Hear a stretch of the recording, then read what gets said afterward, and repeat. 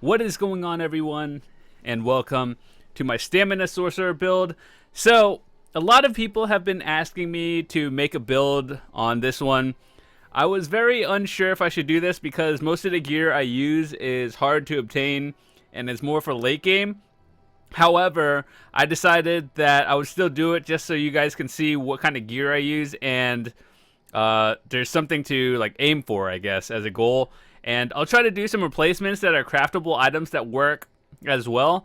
They won't be on the same level as it. However, they are craftable, which means they are easily obtained, whether you're playing on PC or console. So, yeah, as always in my build videos, I like to go over all the Munda Stones, of course, the gear, and then the champion points, the potions, and whatnot. Pretty much everything you need to know. Just keep in mind, this build is more of an end game one, mostly for dungeons and trials. So if you're looking for PvP, this really isn't it. But it does really high damage for PvE content and dungeons. And if you guys have seen my new One Tamriel series, there's like 10 parts of it. You can see all the damage I do. I do have some actual gameplay of it. But with that said, let's get right into it. Just keep in mind that most of this stuff is hard to obtain, but I will try to list some replacements. Alright, so let's start off with the attribute points, because that one, I guess, is the easiest one. This is a stamina sorcerer. That means all points go into stamina. Let me just use food for a reference point. Okay, or a potion. Or not a potion, food. I'm an idiot. Alright, so let's start off with our health. General rule is 17,000 is the bare minimum you want to be if you're doing dungeons. 17,000 is passable. However, you have to have extremely high reflexes. Some enemies one-shot you, so you got to keep that in mind. 18,000 and up is generally a safe zone where your healer can heal you and you won't die from one-shots most of the time. So if you're above that, that's fine. You can always put more points into stamina, and that's good. And then there's one ability that raises it up to 35k. So I am a red guard. Red guards do additional stamina recovery, which is always good. Maximum stamina, that's more. And your melee attacks restore max stamina. So as a stamina-based character, I'm going to be saying that a lot, by the way. Having that is good. All right, let's get into the gear real quick. So, how do I explain this one? The 5-piece set we're going to be using is the Vicious Ophidian.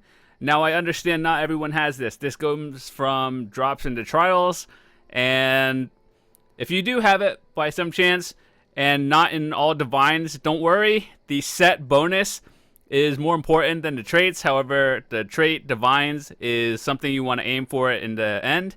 So just getting the 5-piece alone is good, and then work for the divines. That's always how I think of things. So the Vicious Ophidian, essentially it increases your weapon critical, and the 3-piece set and the 5-piece set effect are the ones you really want to go for. Now, the 3-piece gives you a 5% bonus damage in Dungeons and Trials, so that's very limited. If you're PvP, you pretty much don't use this set at all. And then the 5-piece is the most important one.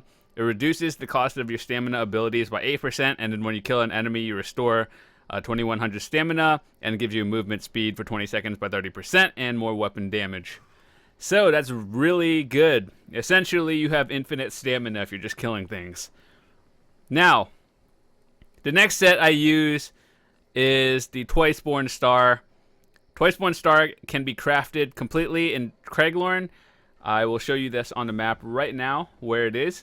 Keep in mind, you do have to have a 9 trait thingy research, which takes a couple of months, literally, to do. Or you can just buy it on the Guild Trader, or just if you have a friend who craft it for you, always do that. However, this is Craiglorn. Zoom in right here. I'm glad it gives you a tooltip now. Right under the shrine, the Skyreach. Go here, you can craft a Twiceborn Star, but you do need all 9 traits to make it, which is the hard part, essentially, most time consuming. So essentially, why do you use the Twiceborn Star is because of the 5-item effect, which allows you to have 2 Munda Stones. And as a stamina, mostly our damage comes from critical critical hits, which is at 70 right now. The two Mundus stones I use are Shadow and Thief. Thief increases the critical strike chance, and Strike increases, or Shadow increases the damage of it. So Thief gives you more critical chance and then increased damage, so essentially multiplying it by like 15% at all legendary gear. And that's actually pretty good. It does a lot of damage. Okay, so the way I built mine is not necessarily the best way to build it. It's literally the only way I had the items I found. The best in slot would be 3 jewelry for a Vicious Ophidian and like 2 pieces somewhere else, and then 5 Twice-Born Star. So the way I have mine is not like what your typical one would be, simply because I couldn't find it. And then our next set is the Lecky's 2-piece, simply because it gives weapon damage. I have it on my Lecky's ring and the dagger right here, so that gives a 2 set. And then the Twice-Born Star, 2 or 1 axe and 1 bow, just because I only have 3 pieces of the Twice-Born Star, or actually do 4 on armor, and then 1 on weapons. Keep in mind, if you don't have 5 Twice-Born Star in armor, if you rotate bars, you will lose the Mundus Stone effect, so that's why you have to have 5 on equipped at all times. That's why I have 5 here, 5 here. So ideally, you want 5 on your armor, just to never have to worry about that. Yeah, so that's the way I have mine built. Some other replacements I would do for either Vicious Ophidian or Twice-Born Star, even though Twice-Born Star is craftable, so I mean it's easier to obtain, are Veladreth, the Veladreth helmet, and the shoulder piece. So essentially, Veladreth gives you more weapon damage, and then when you deal damage, you have a chance to shoot spores in a 3-way line, essentially like forward, left, and right. And it does a lot of damage, actually, believe it or not. Some people might think it's like you only hit 1 out of 3, but no. People use this in PvP, actually, because if you hit someone with all 3 spores, they're essentially dead. And yeah, so Veladreth is not an easy dungeon to do. You get it from the Cradle of Shadows, which actually is not easy to do or run. You actually have to have good people running with you. However, if you only have a 1-piece shoulder set, which comes from the chest just by doing Undaunted quests, the 1-piece for the 129 damage is actually pretty good. So unless you really don't, if you don't have 2 pieces, I would honestly just recommend not using it, because there are other things. But if you do have the 2 pieces for the helmet and shoulders, that is a huge damage bonus, so that's good. However, I understand Cradle of Shadows is not easy to do, neither are Trials. So other sets you could use include the Night Mother's Gaze set. Now, in this game, they have 2 sets of Night Mother's things. They have Night Mother's Gaze and Night Mother's Embrace. I think that's what it's called. Night Mother's Gaze, the one I'm listing right here, is more criticals, weapon damage, and a 5-piece that is actually really good. Now, this one is actually craftable. I don't exactly remember where you can craft it, but I know you can craft it 100%. Essentially, more criticals for your build is the way to go. And then the 5-piece is when you do critical damage, you reduces the enemy's physical resistance by 2580, or at legendary status, I believe, for 6 seconds. That goes for not only you, but it goes for your teammates as well. So if you're doing a dungeon, it reduces the enemy's resistances, allowing you and your team to do more damage to it. And that means everything just dies quicker. So that's good. So what would I use instead of the for the Night Mothers, actually? You could switch it out for the Vicious Ophidian or Twice-Born Star. Either set works, but honestly, Vicious Ophidian is a little bit harder to get. So I would assume more people, if you're just trying to buy stuff, you would be running Twice-Born Star and Night Mothers or Lecky's. It doesn't really matter. So with that said, there are replacements for the Lecky's if you don't have it. It's not really that expensive anymore now that one Tamriel is out. Some people might be trying to get rid of it really quickly from their leftovers. So there's another set called the Hunding's Rage. That one is also craftable. I do believe it is in the Rift, it is, yeah, right here. There's more than one place to get Hundings, I believe. However, this is the one I usually go to, and with the one Tamriel expansion that came out recently, it doesn't matter what alliance you're in, you can get it anywhere. So I just go to the Rift anyway, just because there's a shrine, and you just literally just walk downwards. So, luckily the tooltip just tells you what you can do. So if you see it, gives you more critical, stamina, and weapon damage for the 5-piece. So that's generally pretty good. This is the best set you can do for solo weapon damage. And if you're doing like solo content, that's pretty good, or just anything else. It's not bad, but there are better. So if you're just looking for something to craft, it's not hard to get, and it's not that bad. I did actually use it previously. Alright, so now that I have explained pretty much the easy armor to get, there's one more in the trial set you could get. You get this from the Maw of Lorcage. It is the Thieves Guild one. The Maw is not easy to do. It's actually considered one of the tougher trials out of the 4 currently. So I don't expect people to have this. I don't even have all 5 pieces of it either, just because I don't run the trial often. But I do have a few pieces I could just show as reference, and it is pretty good, but I just don't have all of them. So essentially, the 3-piece is the same as the Vicious Ophidian, where you get 5%, and instead of the Vicious Ophidian, so if you want to compare it, you see the 2 and the 4-piece are weapon critical. For Alkosh, the 2 and the 4 is weapon critical and weapon damage. I do value critical a little bit higher than weapon damage. So let's say you have like 5,000 weapon damage, but like, I don't know, 20% weapon critical. I guarantee you, I can slap you in PvP with the higher critical and lower damage. So, with that said, you do have to have somewhat of a balance between it. I would say, generally, if your critical is above 50%, you're fine. 70% is just to like min-max everything, and just to hit more is always better. So, with that said, the 5-piece is when you activate a synergy, you would send a shockwave that deals damage and an additional damage over 10 seconds. So, in other words, this one is more for group events like Dungeons and Trials. If you activate other people's synergies, because you cannot activate your own. So if you're running for solo, this is not a good set. If you're running group events, then this is pretty good. If you're running solo, I would honestly recommend the Veladreth set if you can obtain it, just because you deal spores randomly just by doing damage. And overall, there's a lot of other things. If you only have 1 piece and it's a shoulder by some chance, Mola Kina also works because it does, well, at Legendary it gives the same 1-piece set effect at 129.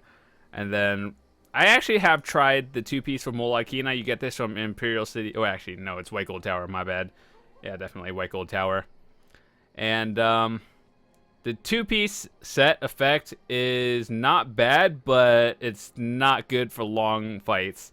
So essentially, when you do 2 light attacks, you do overkill damage, which increases your weapon and spell damage by about 500. However, it does increase the cost of your abilities by 33%. So you're going to see a skyrocket in your damage by a lot. However, you probably won't be in combat, or you'll run out of resources in about 30 seconds or less. So honestly, if you only have 1 piece, just use the shoulder somewhere or the helmet. But honestly, I would not use the 2-piece Molokina.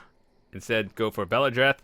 Honestly, if you could do White Gold Tower or the other tougher DLC dungeons, you could probably do Cradle of Shadows. And then, yeah, that is pretty interesting. So, there are other sets that you could use as well for jewelry, assuming you don't have the Vicious Ophidian. Where is it? I thought I had it. There is Agility. Now, with the 1 Tamriel expansion, Agility and Willpower rings now drop from random dungeons. Or, like, if you do a random normal, like, if you just go to your dungeon finder and then do, like, a random one, the premium Undaunted, or like the green or blue, whatever you guys see, you can get the agility rings now. So that destroyed the prices on the market. It used to be like, if you found a robust agility ring, you knew you were going to be rich. Nowadays, if you get it, it's like, oh, it's pocket change, I guess. So it's still kind of expensive, but it's not nearly as expensive as it was a month ago. So if you have the chance, agility is always a good set to use. However, there are better. Just keep that in mind. I did used to use agility, so it's not bad. It's just there are better stuff in slot now. But for one that you can find fairly easily and just buy on the market fairly easily, it's not a bad set at all. It just gives more stamina and weapon damage. Alright, so I guess one other thing we could do before I show you my skills are the potions I use. The potion, this one is more like if you have extra money to spend. This one is like a weapon damage, weapon critical increase. And it restores more stamina. So that's like a bonus to everything. However, it's not exactly cheap. And to be completely honest, I don't really use it that often. I just use it for boss burns. But overall, I just use normal 150 pots like everyone else does. That just gives straight up stamina. So if you still use the red, blue, green normal ones, don't worry. I use them too. It's not a big deal. Most of the time when you're just like running through trash mobs, it's fine. You're not really doing anything important. So overall, I gave my recommendations on the gear and replacements. Night Mothers is easy to get, so this is definitely a good one. Alright, so let's go on to my skills now. Okay, so my 2 bar is my main dual wield bar, and 1 is my dot bar, or I'm going to refer to dot as damage over time, and pretty much my buffs. So the first one is pretty much in the dual wield. It is Steel Tornado. It's pretty much your AoE ability, and it just hits everything for really high amounts of damage, especially if enemies are lower in health. It does more damage based on the percentage of the health. So this one's your AoE clear. Rapid Strikes. If you don't have Steel Tornadoes yet, but for some reason, you could use this one to Rending Slashes or Blood Crazed. Essentially, this one, it gives you, it's a cheaper cost ability that restores health when you hit, so you can be spamming 1 and 2, or essentially Rapid Strikes and Blood Craze instead, as this is a more expensive skill, but it's better in terms of AoE. And then Rapid Strikes is going to be one of your main abilities that you're going to be using more often than not. Essentially, you hit an enemy multiple times, and then every time you hit an enemy, your damage goes up by 3% each time. So it's like, let's say you hit an enemy for 1,000 base, your first hit, and then it goes up by 3%, and then your final hit does 300%. So it'd be like 1,000, and then, I don't know, whatever 3% of 1,000 is, and then another 3% of that, and then your final hit hits like for like 5,000 or something. So that's a huge damage like attack. So that's your main. And this one, a lot of people have been asking me, why do I use this? Camouflage Hunter. Now, I don't actually use this ability. Like, I just have it slotted because of the effect.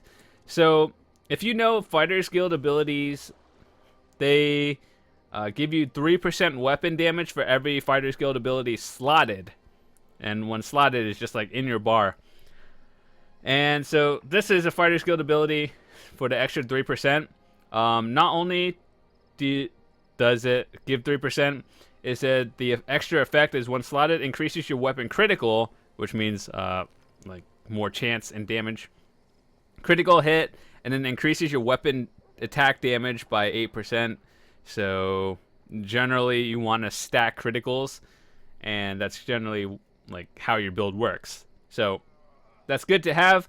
As for the morph, it doesn't really matter, to be honest. I just kind of picked Camouflage Hunter just because I have both of them. I wanted just to have them both maxed out. Otherwise, doesn't really matter. You're just having it for the slot ability. Instead of Steel Tornadoes, honestly, I wouldn't recommend it, but this is an option. You could take this out if you want higher single target damage. You could replace it for any other Fighter's Guild ability. Rearming Trap is not a bad one. That's actually probably the second better one over the others. So you could replace this and get a 100 damage bonus, though I would not recommend it. I would rather have an AoE clear over more single target. Next is our Hurricane. Well, actually, let's go over our ultimate since we're on this page. Flawless Dawnbreaker. Now, this is a cheap cost ability.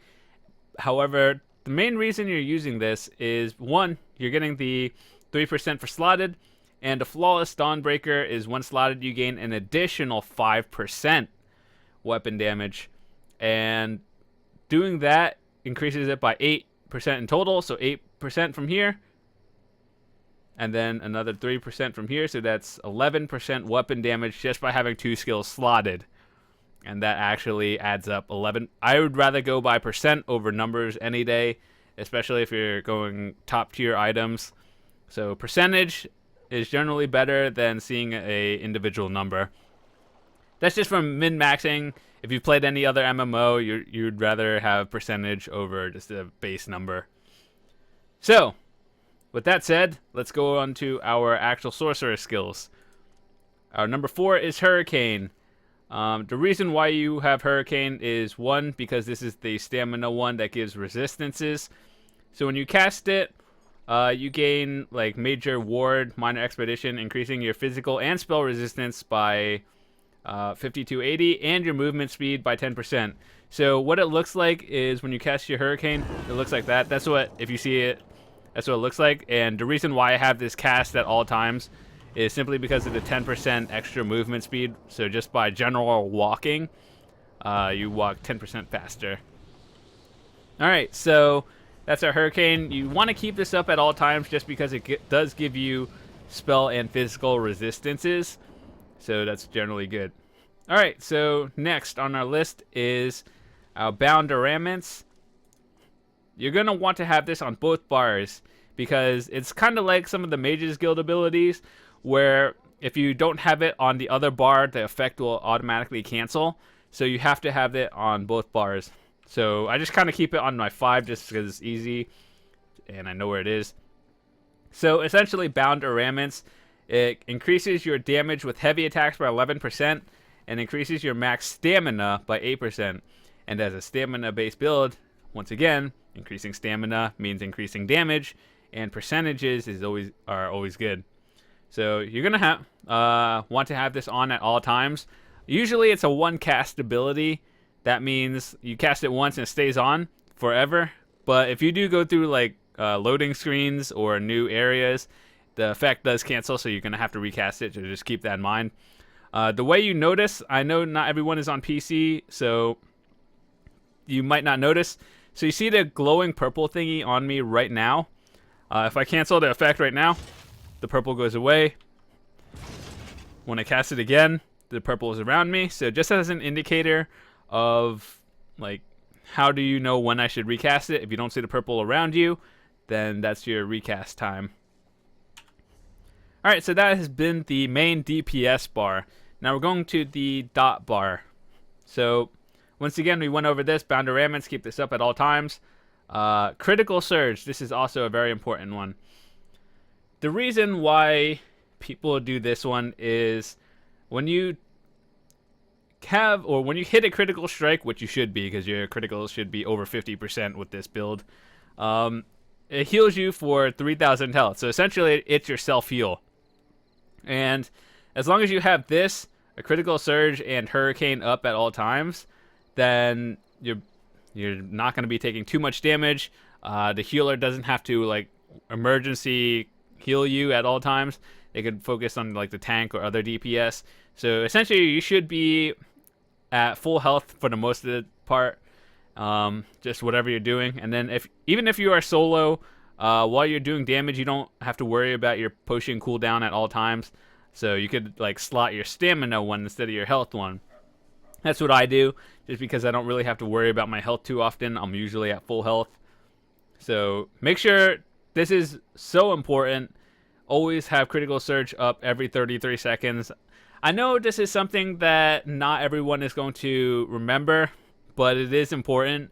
So if you learn anything from this video, it would be this.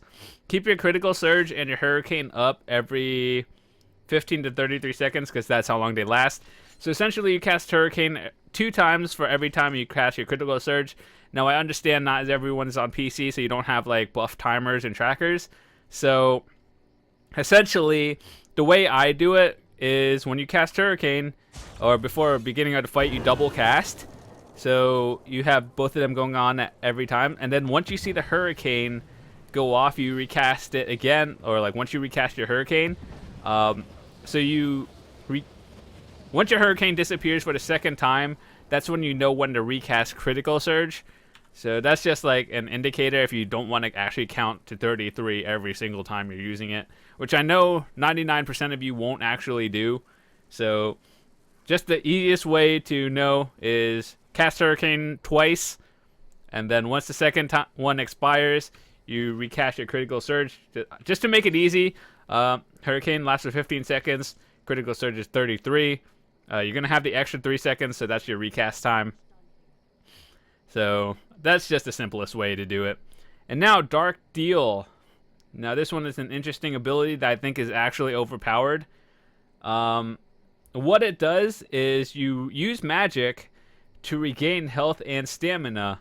So like you spend 3,000 magic and you gain 8,000 health and 4,000 stamina. And I think it's actually kind of broken, because not like other characters don't have self heals like that. And they haven't actually nerfed the ability in the 2 years I've been playing this game, so it's probably never going to change. The other morph for the Dark Deal is essentially you're using stamina to gain health and magic, and the other morph is spend magic to gain stamina, essentially. So as a stamina build, you want more, so you use magic to do it. This is essentially your self-heal along with critical surge. So if you die multiple times as a stamina sorcerer, you're probably doing something wrong, especially with all your resistances. So it's something to get used to, but I really just use Dark Deal when I'm out of stamina. So essentially it looks like this.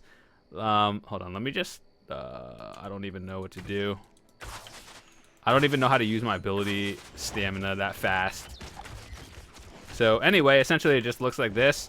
The Dark Deal. You're using magic to gain stamina back again. And then your self-heal plus more healing when you do hit criticals, and then plus more damage and stamina, plus more shields and all this stuff. I don't know. It's really hard to die as this character. And then here is where your dots come in. Now, other people have been doing other builds with this. Endless Hail and the other one.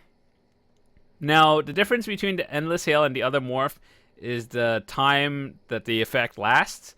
So Endless Hail, it looks like this. And then you toss that down when there's a set of enemies you're fighting. It hits a group. And then that's when you switch bars and just start damaging them with your melee. So more dot, damage over time, once again. And then, yeah. Next is our Poison Inject. The other morph, just don't use it. Don't worry. Poison Inject, or just don't use the ability. Now, essentially, Poison Inject is when you shoot a target, you do your initial like 4,000 damage, and then it hits them for another about 10,000 damage over 10 seconds. And then if you have more champion points into that, your damage will be a little bit higher. So it is also an execute ability. So that means if your enemy is under 30% health and it says like execute, it does additional damage. So the next ability I would say for the ultimate, I've actually been testing this out since one Tamriel is now officially out on both PC and console. You guys have the ultimates as well. Rapid Fire versus Meteor. Now, Meteor technically does a little bit more damage. However, not everyone has gone to get all the lore books to get the Mage's Guild ability. So, the Rapid Fire ability, if it's the only one you don't have, or this is actually the only one you do have, then it's a very solid choice. the morph for the rapid fire is like a barrage. I think that's what it's called. It's essentially a turret where you just place it down and then it shoots your enemies while you can move free. However, if you use it, or the other morph, it's a channel effect. Essentially, that means you're like shooting a series of attacks. However, you can't really move while you're doing it, or if like you get hit and interrupted, the effect is essentially wasted.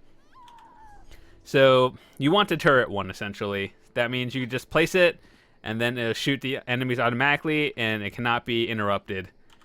So that's a small tip for additional bonus damage.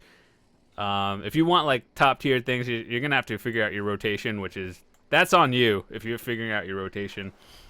So that's my abilities, and one thing I should try to like get into your rotation is, let's say there's an enemy right here, and the first thing you're going to be doing is, if you have the chance, you always get the first hit. That means you can line up a heavy hit for like this initial 15,000 to 20,000 damage, and then once you hit and aggro the enemy, you automatically go into a poison inject, and that'll start your dots, and then that'll hit them for like another 15,000 damage. And then once you like heavy attack and poison inject, you drop down your endless hail, and then you immediately switch over to your main bar. But keep in mind, you should have your hurricane up at all times, because not only does hurricane give you resistances, it actually does a small bit of damage if the enemies are within your circle radius. So you're essentially dealing damage from about 4 things at once. So hurricane is 1 damage source, endless hail, poison inject from poison, endless hail from the drops, and the heavy attack. And then you should be rapid striking your enemy down, and your damage should be within like 20 to about like 40,000 damage for a single target. And that's actually way above average most classes. Now, yeah, that's been other things. Things you could replace these abilities for if you're doing various dungeons. Snipe is a good ability for like stronger hits. However, it does have a cast time, and that's something you have to watch out for. But overall, I think that's pretty much it. So with that said, let's go into our champion points.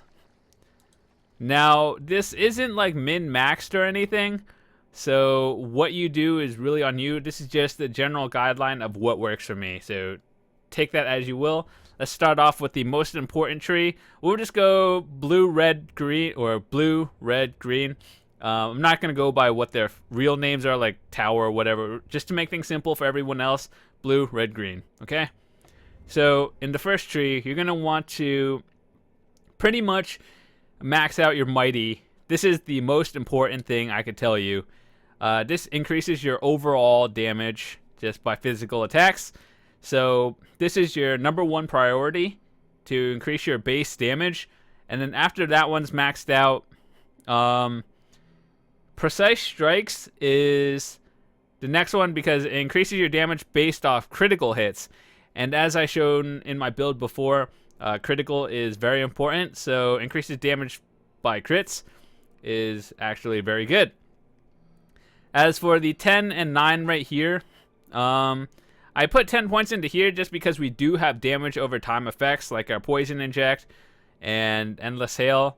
So that does, and like meteor if you use it. So an additional 5% damage just increases your damage. Otherwise, if you don't want to, just put it into critical strikes. You could put them all into mighty and precise strikes, you'd still be fine. And then precise strikes is we're putting it into piercing just to get more physical penetration, and that makes it good. One thing I forgot to mention on these bars are the enchants. Essentially what I do is poison, just more damage, and the weapon damage and spell damage increased by 348 for 5 seconds. That's good. And once again, like I always do, I like to say the traits. Sharpened is top tier. If you don't have sharpened, don't use that weapon. Use something else. Always sharpened. If you're using it for DPS, always sharpened. Otherwise, don't use it. That's my general rule. Precise is okay, but sharpened is tier 1 essentially, and precise is tier 2 for DPS. Alright, so now that we've gone through all of here, if you learn anything from this, Mighty, max that one out first, and then go into Precise Strikes. The other two, Piercing and Thaumaturge, it's not really as important, but Mighty is what should be used, put points into first, then this one second, and then I guess I would put this third and then fourth, but really, if you only want two things, 1 and 2. Alright, so with that said, let's go into Red Tree. Alright, so I put 30 points into here. If you've seen my healer build video, I have the same reasoning. I put 30 points into here just to get the phase ability.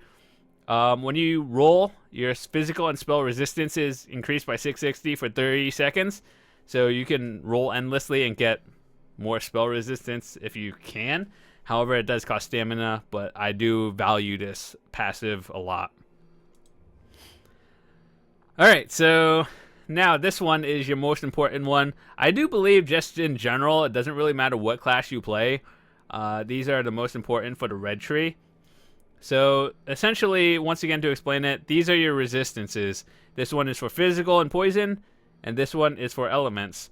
You should be distributing points into these evenly, unless you know you're having trouble with something. Like if you're dying quite often and you don't know why, figure it out. Why was it like a magic attack or was it a physical attack that you're dying to, and kind of spec a little bit more into that way.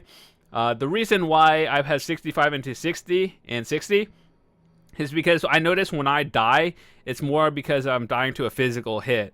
So I put additional points into here over magic because I don't actually die as often to magic abilities as I do die more to physical. So that's why I have more points into here. But if you're the opposite of me, just put more points into that. But overall, they should be evened out, split. And that's for the 1 point I have in here. I just kind of have it to have that 1% to reduces you take from damage over time. But ultimately, this one isn't as important. I just didn't know where to put it. So if you learn anything from the Red Tree, split these evenly. And then once they're even to a point that you think you're okay, start adding points into it where you think you would have troubles with. So if you die more from physical or poison, especially if you're a werewolf, you would probably put more into physical. If you are a vampire, reduces the damage from fire and magic is generally a good thing. So I am a werewolf on this character. Not that I use it, I just kind of have it. So reduces poison and physical is generally a good thing. So that's pretty much our tree right here. Oh yeah, I also have 11 points into quick recovery, mostly because I do a lot of dungeons and trials with groups. So if I'm playing a DPS character, you want people to heal you. Well, I would expect your healer to heal you, honestly. So this effect increases the effectiveness of healing. So let's say you're getting healed for 10,000, for example. With more points into quick recovery, your healer heals you for 10,000 plus whatever, how many percentage you have in here. So 10,000 plus 4.2% in my case. So it does help. I am still playing it, but you do get the extra passive for this, which I do believe is a little important in clutch situations. Reduces the damage received while resurrecting another player. This has come in clutch in the tougher dungeons like White Gold Tower, Cradle of Shadows, Ruins of Mazatoon. It does help, but it's really not something you should really worry too much. I just kind of like the extra healing. Alright, so let's go on to our green tree now. There's really only two options you should put it into, so well, whether you want to listen to my advice or not, it's up to you. However, since ours is a stamina build, put all the points into reduced cost of stamina abilities is the Warlord, and over here is Mooncalf, which increases your stamina recovery by 20.4%. So you want to somewhat distribute these the way you think sees best, but Warlord and Mooncalf are top priority. Just don't get anything else. Mooncalf, Warlord, that's it. And then once again, I mentioned this in my healer video, not that this is relevant. If you are magic based, you use Magician and Arcanist. But since we're on a stamina, this is stamina. Essentially, it does the same thing, except this is stamina and Arcanist and Magician. are magic. So if you learn anything, Warlord and Mooncalf, that's it. Don't do anything else. So most of these are pretty straightforward, except for the ritual one. It's really depending on what you want to do. However, Mighty is top priority. You want to max this one out immediately. I see some other people putting like 80 points into there and stopping. So like essentially what happens if you only have like 80 into it is their base damage might be a little bit lower. So like let's say they hit 5,000 normal hits, and then they would hit a little bit higher in criticals. So if they hit like a 5,000 base damage, and then their critical would be like, I don't know, 20,000. Whereas if you maxed out Mighty, your main base damage might be like 5.5k or 6,000 instead of their 5,000. And your precise strikes, instead of their 25,000 hit for a critical, yours might be like 23,000.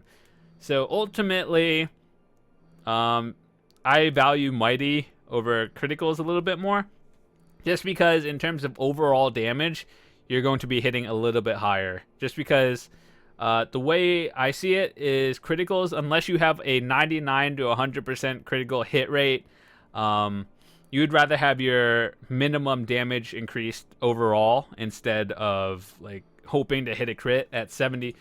I mean, even though mine is at a 70%, which I hit most of the time, I would still rather have my base damage hit a little bit higher. So that just helps overall instead of hoping to get lucky. And this probably never happened, but there could be a situation where you just don't hit crits at all, and then that's just like really bad. So that's the reason. That's my reasoning. But that pretty much covers my gear, the replacements, overall, like the Mundus stones, my champion points. I should talk about food for a little bit. Okay, so I mentioned this in all my build videos. In terms of like color quality, that doesn't always mean it's the best option. Now, this is the one I use more often. Blue, as you guys can see, it increases your max health and stamina. That means it is only 2 resources instead of 3, which the purple one gives. I don't actually use my magicka that often. The only time I use magicka is to dark deal and critical, but the regen is faster. Also, blue food is easier to make and it's cheaper in case you're just buying it. So I value the extra like 1,000 health and 1,000 stamina you get from using blue food over using tri-stat food. So I do have some purple food that I used to use until I just stopped. Okay, so look at this one. Increase your max health, magicka, and stamina by around 4,000 each. So you're getting an extra resource maximum. However, I don't use magic, so that's kind of a waste. So you see how it says increase your max health by 4,000? The blue one increases my max health by 5,000. And 1,000 health in a dungeon actually does make a difference. You could potentially save yourself from getting one-shotted by a boss. That is why I use the blue ones over purples. So if you're just like free roaming and doing random stuff, not fighting anything difficult, then purple is fine. But overall, I just use blue just to have maximum health, just in case something bad goes down, and I don't know. So it's generally cheaper to have blue instead of purple anyway. But I use blue just to have the extra health, and that is very important actually. So overall, you can see these numbers, and they do have the equipment bonus, which is kind of interesting. No one actually really knows how this works. 4 stars means most of your gear is purple. 5 means you have more legendaries or gold tier items than purple, so I guess it really doesn't matter. Just as a general rule, in my opinion, over 17,000 health is good. 17 is the very minimum. If you have under that, you're probably going to get one-shotted by most things in the boss or dungeons. 18,000 is a safe zone. 19,000 is more trial spec. So I might lower this down a little bit to about 18,000 and increase my stamina. Generally, having about 32 to 33,000 stamina base or not base, but with food is good enough. 35 and above is excellent. If someone uses like a Warhorn or anything, this goes up to about 37, and my health will go up to like 22k. But overall, the most important thing to remember, over 17,000 health, 18 is safe. Anything above that is good. And as for stamina, anything over 30,000 is good. 35k is great. And if somehow you can make 40,000, that's probably good, but your damage won't be as high, in my opinion, because you're probably wasting a good slot of armor with critical and damage just to get additional stamina. So, in my opinion, this is just like a good zone to be in. 19,000 is a little bit high, so I might lower that down to 18.5 or something. And yeah, so that's been everything. I know this has been a long video, and you can always reference it to anything you want to. But before I go, I just want to say, if you enjoyed this video, if this is the first video you've ever seen of mine, feel free to hit the subscribe button. I do upload videos 7 days a week, and I do a lot of different games, Let's Plays, and mostly ESO stuff. However, one other thing is, if you don't follow me on Twitch TV already, links are all in the description, so you don't have to like actually search for anything. I do like to stream and play with viewers, so if you need help with a dungeon or anything, some days when I stream, I just do days where I run dungeons with all of you guys who are following, and we just get things done together. So with that said, I am starting up my guild again. It's mostly right now used as a bank, and I do plan on starting it up again. Right now, it's just me and another friend who just use the bank as storage. But we'll be changing that shortly. If you would like to play with me, follow me on Twitch TV or subscribe. And if you want to send me a message in-game, just keep in mind this is on PC. You can always use the mailbox, send system, and just send me a message. I do read all of them. And yeah, sometimes when I'm recording and I see a message in my inbox, I'll just read it live, and I've actually done that before. So with that said, thank you guys so much for watching. Have a fantastic day. And if you're new to the channel, welcome. I'll see you tomorrow.